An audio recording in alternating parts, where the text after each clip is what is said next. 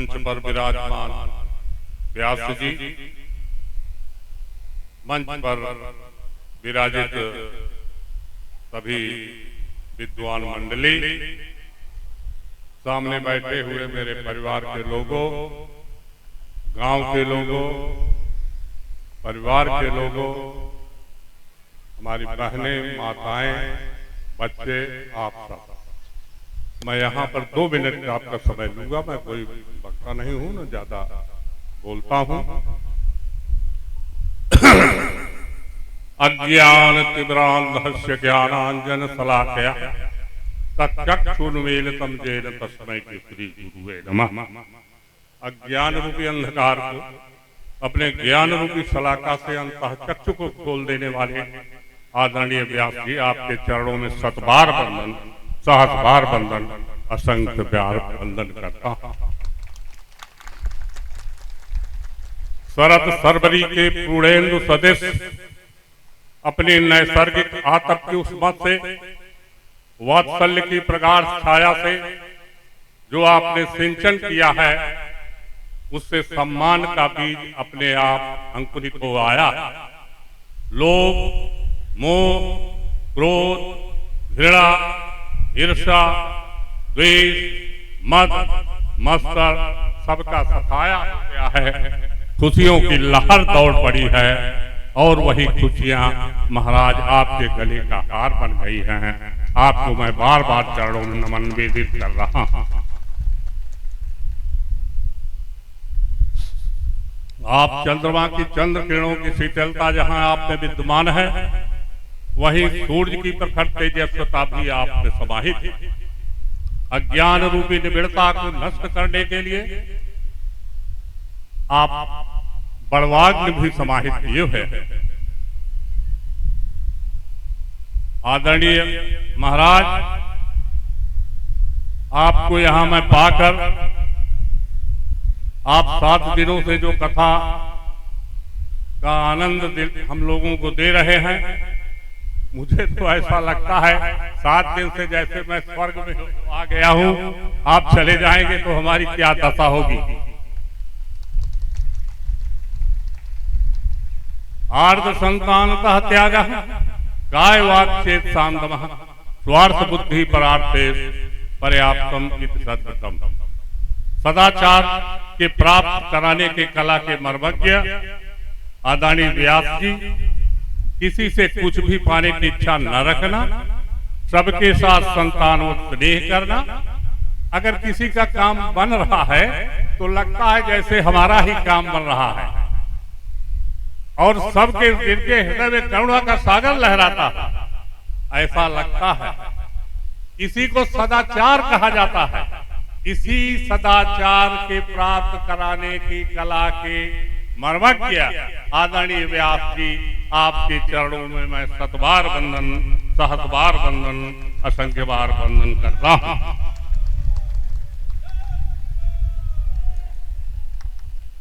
बहुमुखी प्रतिभा के धनी, संपन्न प्रजावात्सल, आप सर्व गुणों से संपन्न हैं। आप ही नहीं, आपके साथ जितने भी लोग हैं, उनके बर्ताव को देख करके, उनको सबको देख करके मैं अपने को धन्य समझता हूं कि मेरे इस सरा महेश की धरती पर यहाँ पधार करके आपने जो आनंद बिखेरा है। आप सब चाहें तो अपने फूलों की बगिया को सरसब्ज बना सकते हैं। ऐसे संस्कारों की खाद दी है। अगर आप सबने उसे अवगाहन किया है तो निश्चय ही आप सब का जीवन में एक विशाल परिवर्तन आएगा।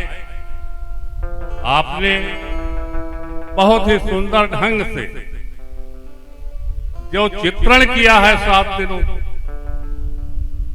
उसका अगर लेखा जोखा आप सब एक एक दिन का सुनेंगे तो बहुत ही आनंद आएगा।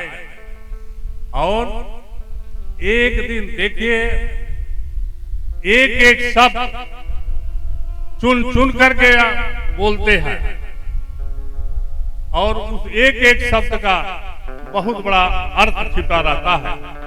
ऐसे महान विभूति से जो कथा का श्रवण आप सब कथा का अमृतपान किए हैं, यह आपके लिए गौरव की बात। मैं यहाँ पर जो यहाँ सब आप लोग यहाँ पर हमारे जो और विद्वान मंडली इनके साथ है, कौन पांडे क्या नाम है? जितेंद्र पांडे जी हैं। ये स्पेशल अपने गायकी के विद्वान हैं, संगीत के महान पंडित हैं। यही नहीं, कई भाषाओं में एमए की डिग्री भी लिए हुए हैं और बहुत ही विद्वान हैं और स्वरचित कविता का यहाँ गायन करते हैं। और इनके साथ जितने भी मंडली है सब अपने में अभूतपूर्व हैं। अपने कोकिल कंठ जैसे से अपना ऐसा आनंद बिखेरते हैं कि आप सब आत्मविभोर हो जाते हैं। यह बड़े गौरव की बात है। आप सब इस कार्यक्रम में आए, हमारा सबका हौसला अफजाई किया, इसके लिए आप सबके चरणों में, क्योंकि यहाँ सब विद्वान मंडली है, आप सबके चरणों में मैं बार बार नमन निवेदित करता रहा। यहाँ बैठे हुए हमारे भोला भंडारी महाराज जो गुरुजी हैं और सेवाधारी हैं, हमारे उपदेही हैं और विद्वान पंडित यहाँ बैठे हैं, हम सबका चरणों में बार बार नमन निवेदित कर रहे हैं। और आप सबका जब इतना प्रबुद्ध श्रोतागण न होते और बड़े ध्यान से आप सबने यहाँ अमृत कथा का श्रवण किया है और हमारा हौसला अफजाई किया है, इसके लिए आप सबको साधुवाद देता हूँ। आप सबको यथोचित प्रणाम करता हूँ, कर रहा हूँ। जो भी इसमें शरीक हुए हैं, जो हमारी हौसला अफजाई किए हैं, सबको मैं बार बार नमन और निवेदित करता हूँ। और समय आपका ज्यादा न लेकर के मैं एक बार व्यास जी के चरणों में पुनः नमन निवेदित कर रहा हूँ। और एक बात और है, नारायणपुर के हमारे रिलेशन में भी हैं और बाबू संभ्रांत जन बाबू राणा सिंह हैं और उधर पंडित तिवारी जी और सब तमाम विद्वान अच्छे अच्छे लोग बैठे हुए हैं। मैं सबको नमस्कार करता हूँ।